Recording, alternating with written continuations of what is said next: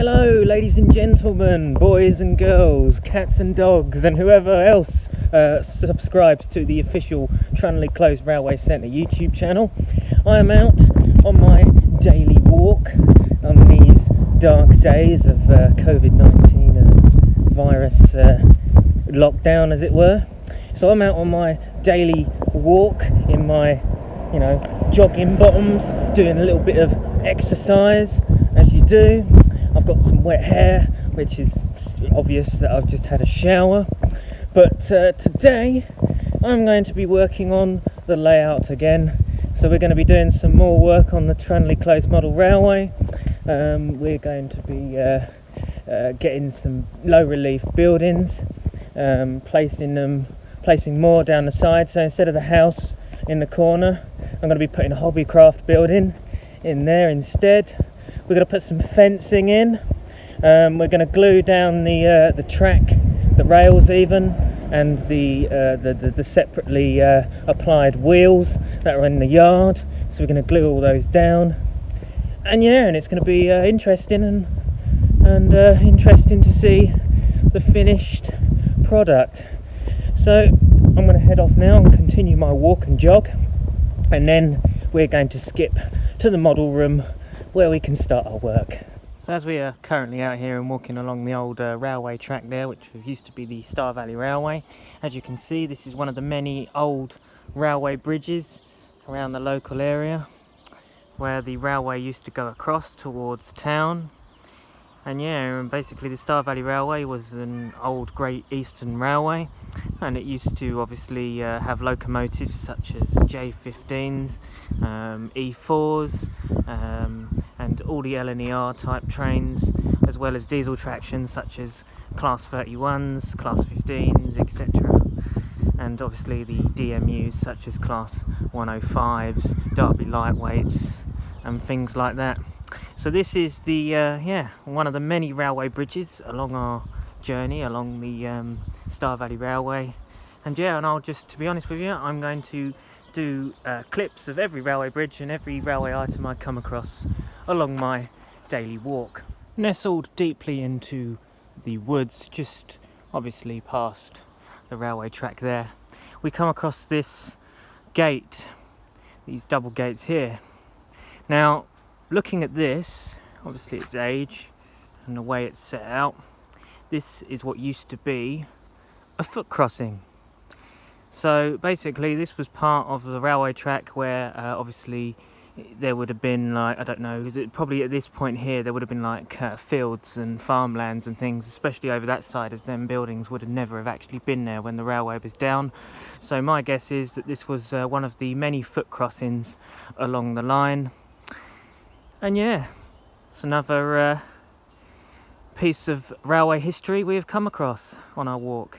And this view here would have been the iconic sort of view where trains used to pass over to come into Haverhill station, which is now a Tesco superstore, I'm afraid. So so that is the old railway station, where it used to be. And if we look over here, we can see a building right there, which happens to be, and the way the brickwork is, it's an old Great Eastern of origin.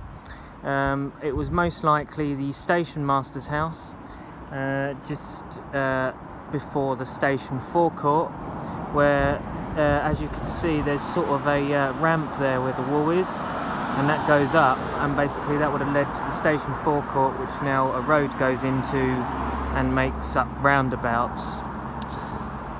These old houses would have originally been here when the railway was here, and as we can see, if we look down, we can see the old brickwork from the bridge. This would have been a double track section here because of the wideness of this bridge, and basically what would have happened is the track would have went across in a double track, and then it would have singled around, just around there, to a single track railway, because basically there was a loop in the station where trains can pass each other, as well as a goods yard, etc. So here we are, here's Tesco, where the railway station used to be. And basically, if we come over here, basically, I remember this.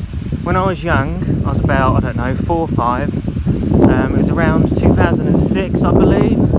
this was all sort of a barren wasteland, as it were, and basically there was remains of what was the cattle platform of the station. And I remember seeing this cattle platform, and it used to be probably around about here somewhere, which now the car park is obviously built over, and it was nestled in these trees. And basically just after that building there, we can see there would have been what was left of the goods shed.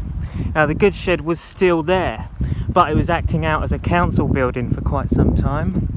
And yeah, and there was also like fencing put up around that, and the fencing had railway sleepers attached to the fence. So where the, you know the railway sleepers, the wooden bits that are in between the track and the rails, they were still sort of set up, as it were, in a fence. So yeah, it was interesting to see, and obviously it's a site which is long gone now. Quite a bit of a shame, really. I mean, it's all a bit of a shame. I mean, this railway, the Star Valley, used to be a nice sort of railway that used to, run through many award-winning villages, and it used to bring a lot of money to the town of Haverhill. And since it's been gone, I mean, it's certainly, if it was here today, it would have brung more money to the town. And lots of people back in the day used to use it to go on holidays and stuff, to Clacton and things like that. And yeah, and it's just a real shame that the railway is no longer here today. And obviously I'm still walking along the track, what was the track bed now, and we come across this.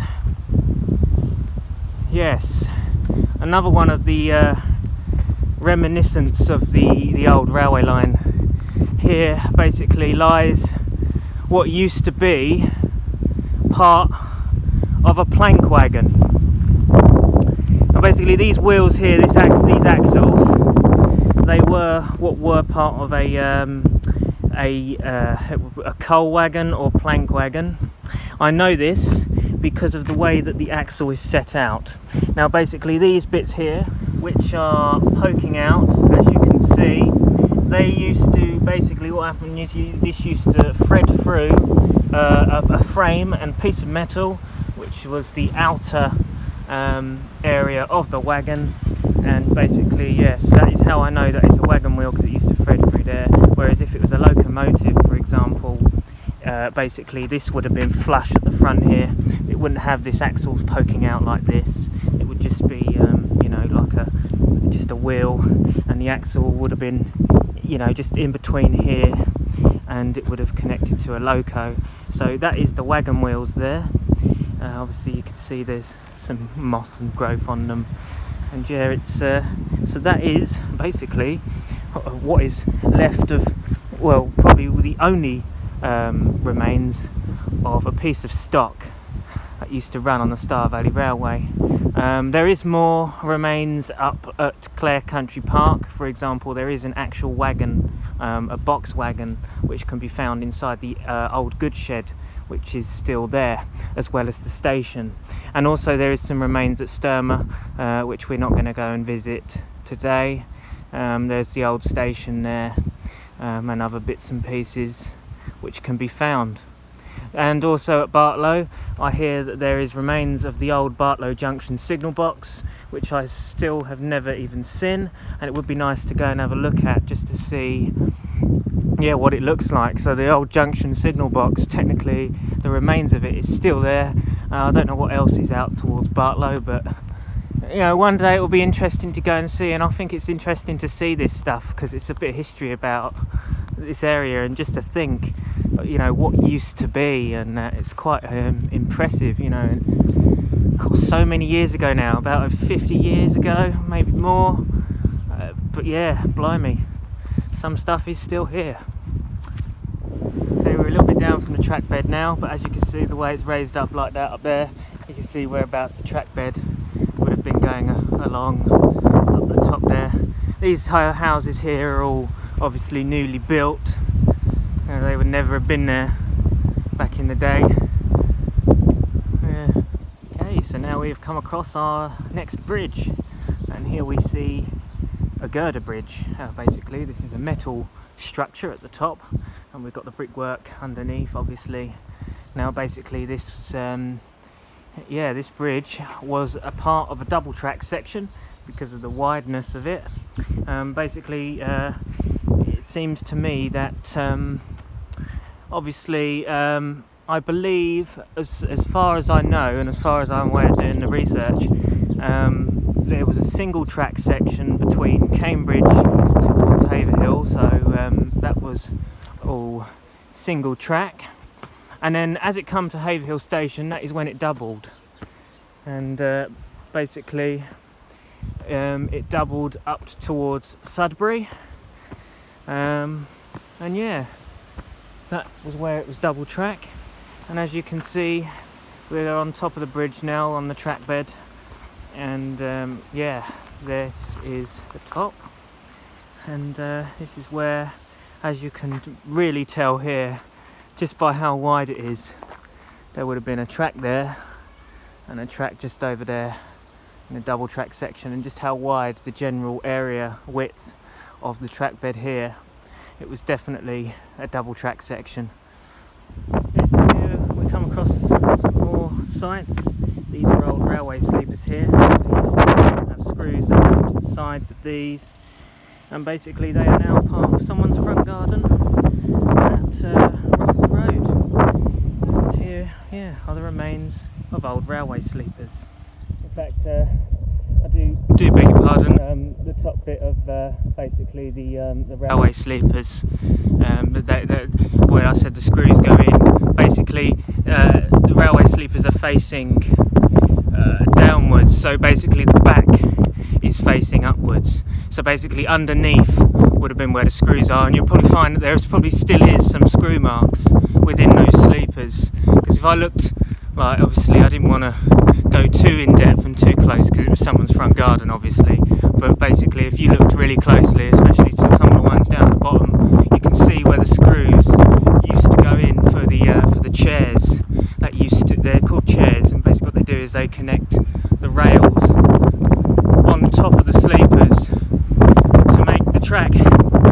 And yeah, so there we saw some railway sleepers and some of the remains.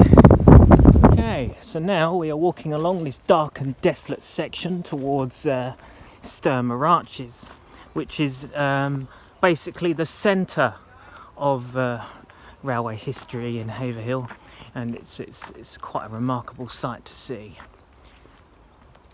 As we can see, coming up here again, we can see another gate. Don't know whether it was part of it or not, probably not. It doesn't really look like a railway gate, but there. Yeah, and I believe it's down this way towards the bridge. Yeah, just thinking about it, yeah, that gate was not part of the railway because we're actually on the track bed as we speak. So this track bed here, as you can see the width of it, there is a drop down there and a drop down there. This is was a single track section, and basically it formed a H shape, and this is where the bridge comes in. Basically it formed a H shape between both the Star Valley Railway and the Combe Valley Railway. It linked both railways together because Haverhill used to have two stations, one being the South Station and one being the North Station. The North Station is what we saw at Tesco. The South Station was located up at Duddery Hill, which we'll cover in another video some other time. Here we are coming up to the bridge now. Here is Sturmer Arches, and this is the viaduct across the road, the main road towards town. And yeah, here we have, as you can see, it was definitely single track here. And yeah, and this is the bridge. And we're going to stand on here and look over the top. And there we are, there is the road into town over there. Home Bargains and Pets at Home is just over there. And if we come over to here, we'll go a little bit further down into the middle of the bridge. That is the road towards what used to be the Jet Garage. I don't think it's Jet Garage. No, it's not Jet Garage. Sorry, it's never the Jet Garage. It used to be Merco's. And yeah, and that goes up towards obviously Clare, Sturmer, the road up there. And yeah, so this is Sturmer Arches, the bridge. As I said, it connected the two lines, the Colne Valley Railway and the Star Valley Railway together.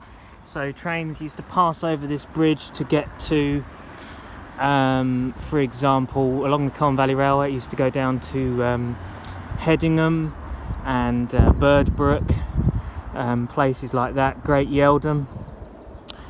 So basically, for example, some trains would go from Haverhill North down obviously towards Sudbury, which would be that way, and if they were coming to go down to Great Yeldham and places like that, they would have to pass over this bridge, which basically come off of the Star Valley Railway onto this bridge, head over further along to then connect to the Colne Valley Railway line. And as for the Haverhill South Station, used to mainly be for freight traffic only, transporting coal and goods and minerals to other areas around the obviously Great Eastern Railway and Colne Valley Railways and LNER, etc. So it was all Great Eastern Railway and London North Eastern Railway. And yeah, so that is the magnificent Sturmer Arches. We're on top of it, and basically, yeah, hard to get a picture up of, get a photo or something of the actual bridge, because I'm not going to go down there now because I've got to head back home. And in another video, I'm going to cover the Colne Valley Railway station, aka the Haverhill South Station, so we'll go and visit the area there, and I'll also walk up more of the Star Valley Railway towards Sturmer, so we can see the remains of Sturmer Station and bits and pieces like that, and that section after East Town Park, because there is some more remains, and yeah, and lots of other things to see. So yeah, so now we have covered that, I'm going to go back to the model railway room, and this is where we're going to come in to doing more layout progress work. So I'll see you guys back at the Trunley Close Railway Centre. Just to add to my bits and pieces, actually, I didn't actually specify that the Star Valley Railway closed in 1967. So yeah, so that's when it officially closed to the public. So yeah, so here we are finally, after about 40 million times of saying we'll come back to the Trunley Close Railway Centre. Here we are, we're in the model room, and as you can see on the table here, the factories have been taken off the layout, because basically all we're going to do is we've got some stuff to do. I'll show you all that in a minute. But basically this here is a back scene, obviously one of the reasons why these have had to come off. And basically what it's going to do is that's going to go up against the wall, and then yeah, and basically these are going to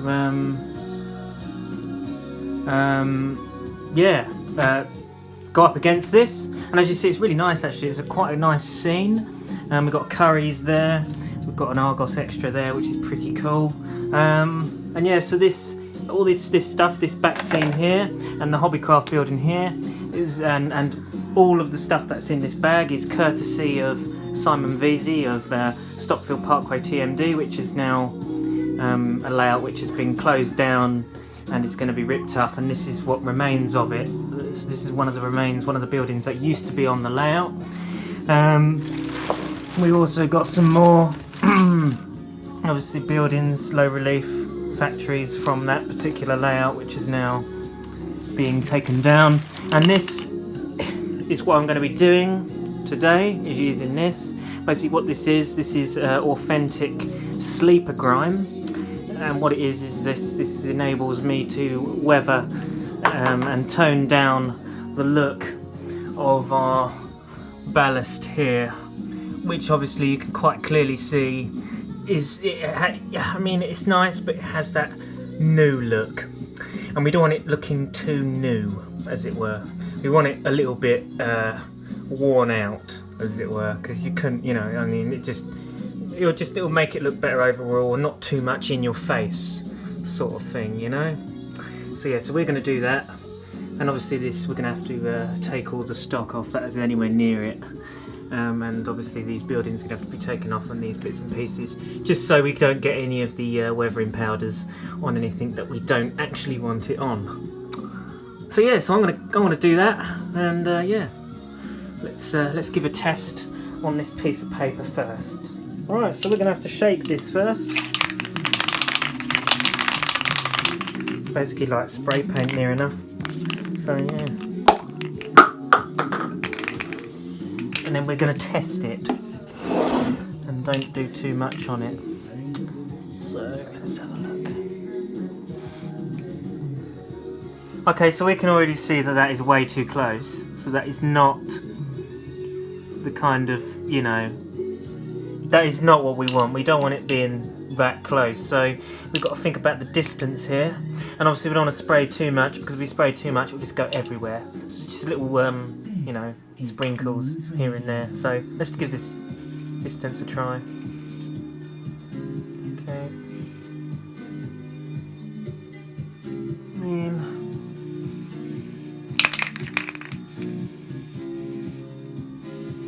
Funnily enough, I think the spray can has just run out. Oh dear. Oh no, okay, we got some more. Fair enough. Just a case of shaking the nuts out of it and trying to... Oh, we'll get the hang of it. We'll just try it on the layout. I mean... Ah, that's a bit better. Yeah, I want something like that. Okay, so we've tested it, and now we can give it a go on the actual track. Okay, our area's clear. Well, sort of, apart from the stuff that's already been glued down, as it were. I suppose here goes nothing, really. See if we're going to look really good or really bad, but we've got to make sure it's not anywhere near the track as such. Right, you know. Right. Oop. Okay. Let's do this.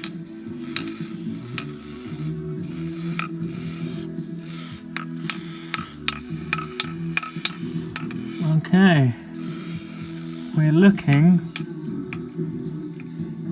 See that there? I can already see is making a massive difference. I really like this, where this is going. So basically what I'm going to do is I'm going to continue doing this, and then we're going to come back. Okay, so this is what I've got so far. It's looking tons better. I mean, I'm really impressed with this. I mean, I need to buy some more. I need to buy this stuff. Right, yeah, cheers to Si for recommending it. I'm going to buy this stuff, some enamel spray.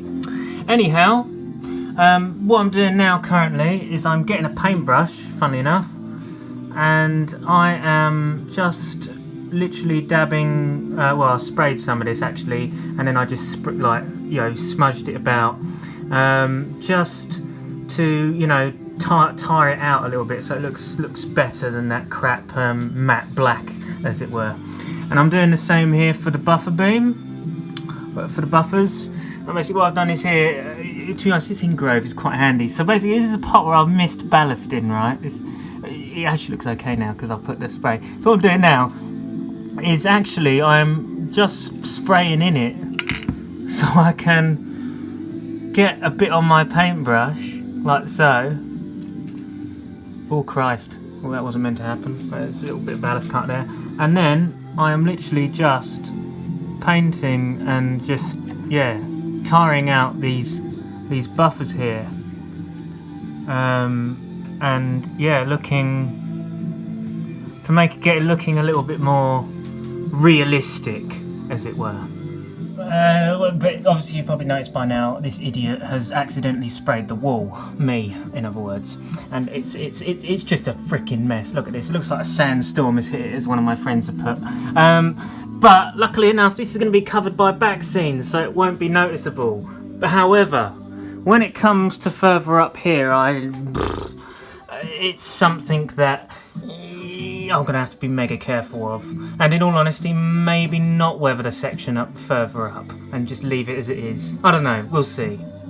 Okay, so we've done our spraying around here, and I'll tell you what, it just looks 10 times better, it really does. But yeah, no, so thanks to Si for for obviously donating this this spray, the leftovers, and obviously the buildings and stuff from Stockfield Parkway. It's really nice to have this on the layout because, you know, it was a great layout, and you know, it'll always be remembered, and it will be, some of it will remain here.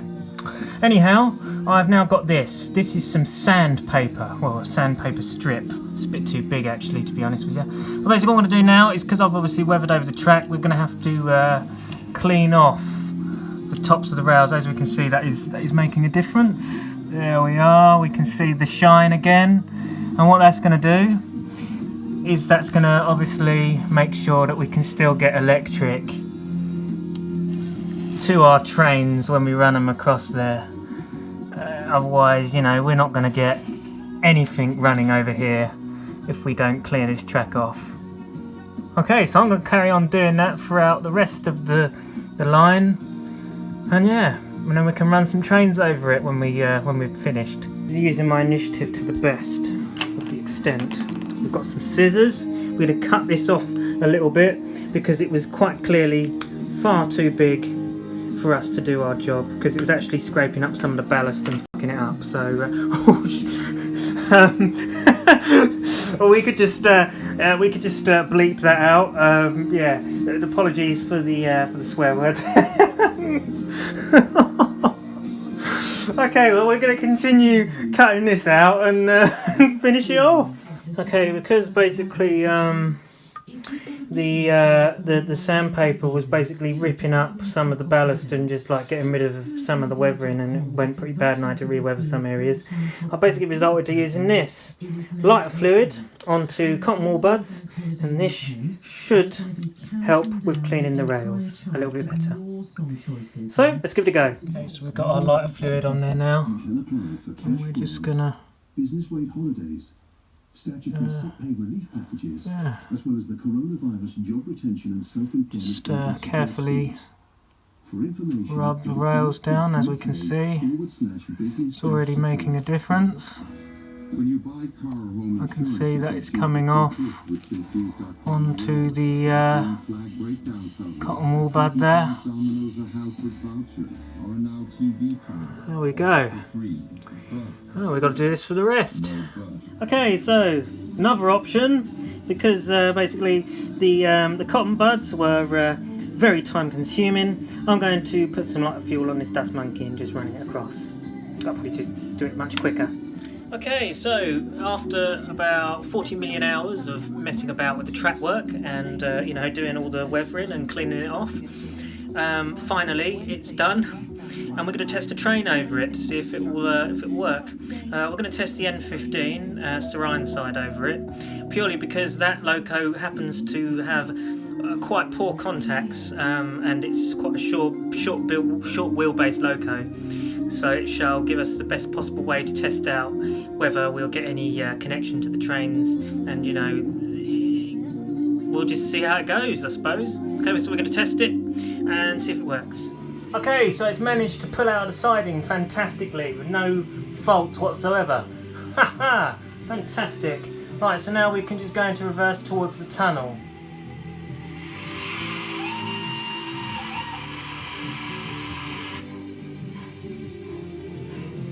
We're all good so far.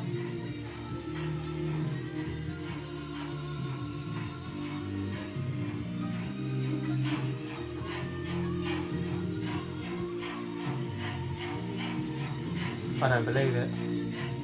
It's done it. There we go. Haha. I've cleaned it off nicely. Fantastic. That's just the other track to test now, but I think we can safely say I've done a grand job on that track, so the second track should be fine too. I mean, this newly weathered track just looks cracking, doesn't it? I mean, it just looks tons better than what it did. Fantastic. Oh, and here comes the train coming over the weathered section now.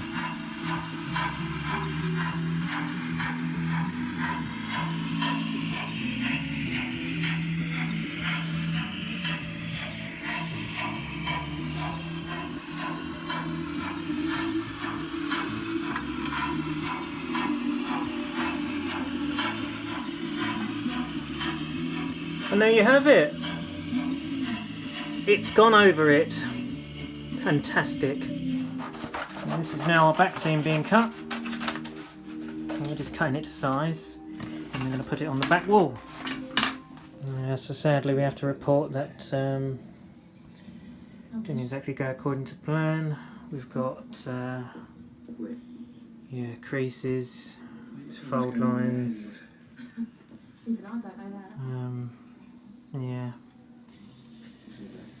bits of scratches in the sky. This is all done because basically what we did is we used PVA and water like wallpaper paste, and sadly didn't do it justice, and it's it wasn't the best solution to do this, so sadly we have to order another Backscene and try again, I suppose. So yeah, let us know in the comments on how you would propose using, what to use to put these Backscenes up. And yeah, well, I hope you like this video. Make sure you comment, like and subscribe. And well, we did a good weathering job. The weathering job's come out really nice and on the track, and obviously it's all cleaned and nice now. But as far as scenery goes now, yeah, it's basically bare. There's bugger all there. Yep. Nothing to put there now, and it's just a mess at the minute. But we'll sort it out eventually. Anyway, thanks for watching. Comment, like, subscribe for more. And yeah. Just before I go, I'm going to link Proper Sounds YouTube channel to the description of the video, and his Facebook page, as well as the Ruffles Road Layout Facebook page and the YouTube channel, just to, you know, as a thank you to Simon, who supplied us with some of this stuff, especially the weathering stuff and other bits and pieces. And yeah, so do check those out, and yeah, see you guys soon.